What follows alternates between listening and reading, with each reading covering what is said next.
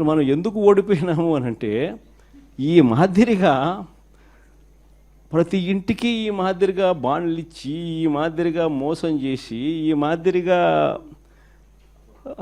వాళ్ళని ప్రలోభాలు పెట్టి ఈ మాదిరిగా చేస్తున్నారు. కాబట్టి ఈ మాదిరిగా మనకు ప్రజలు 10% ప్రజలు మోసపోయినారు.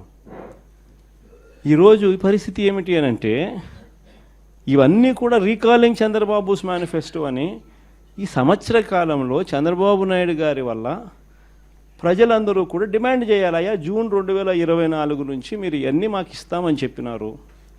జూన్ 24 నుంచి సంవత్సరం దాటిపోయింది. ఈ సంవత్సర కాలంలో నువ్వు మాకు ఎంత బాకీ ఉన్నావు, మా బాకీ ఉన్న మా డబ్బులు మాకు ఎప్పుడు ఇస్తున్నావు,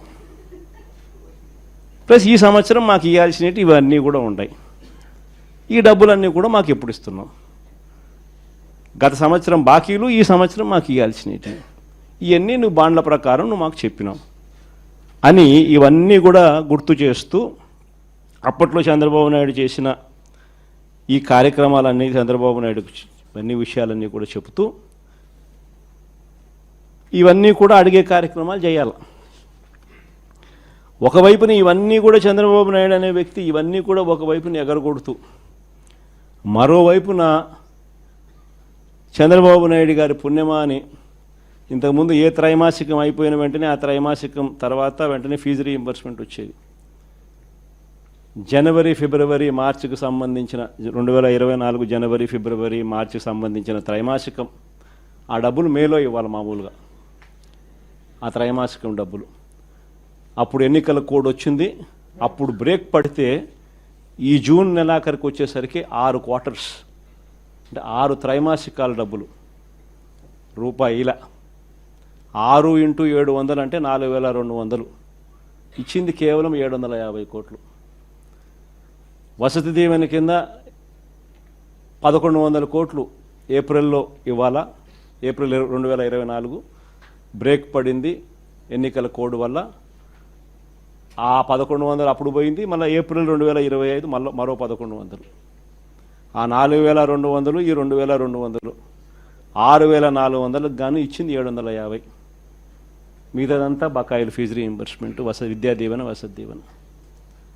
ఆరోగ్యశ్రీ నెలకు 300 కోట్లు అవుతుంది ఖర్చు. 25 లక్షల దాకా పేదలకు ఉచితంగా వైద్యం అందించే కార్యక్రమానికి మనం శ్రీకారం చుట్టినాం. బ్రహ్మాండంగా ఆ పథకం అమలు అవుతా ఉన్నది. ఏ పేదవాడైనా కూడా నెట్వర్క్ హాస్పిటల్స్కు తలెత్తుకుని పోయే పరిస్థితి. ఉచితంగా పేదవాడికి వైద్యం అందించడమే కాకుండా ఆరోగ్య ఆసరా కింద కూడా ఆ పేదవాడికి రెస్ట్ పీరియడ్లో కూడా డబ్బులు ఇచ్చి ఆ పేదవాడికి తోడుగా ఉండే పరిస్థితి నుంచి ఈరోజు పరిస్థితి ఏమిటి? ఆరోగ్యశ్రీ బకాయిలు నెలకు 300 కోట్లు అవుతే 12 నెలలు × 300 3600 కోట్లు బకాయిలు. Network hospital board తిప్పేసినారు.